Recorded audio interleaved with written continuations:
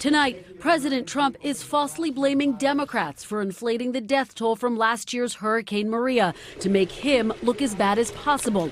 Tweeting today, 3,000 people did not die in the two hurricanes that hit Puerto Rico. A long time later, they started to report really large numbers, like 3,000. Earlier this week, claiming Puerto Rico was an incredible, unsung success. Direct deaths from Maria, like drowning and injury, were estimated at 64. But an independent study by George Washington University, commissioned by the Puerto Rican government, estimated nearly 3,000 people died in the aftermath of the storm due to a lack of resources. We are giving strong evidence that should not generate political controversy. In a statement tonight, the White House said President Trump was responding to the liberal media.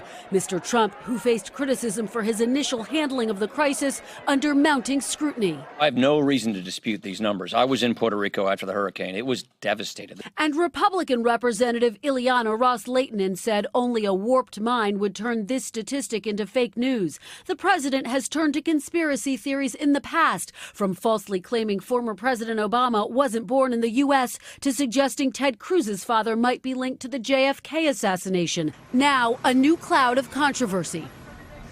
In its statement tonight, the White House also insisted every death from Hurricane Maria is a horror. As for this storm, Mr. Trump is getting briefed regularly. Hey, NBC News fans, thanks for checking out our YouTube channel. Subscribe by clicking on that button down here and click on any of the videos over here to watch the latest interviews, show highlights, and digital exclusives.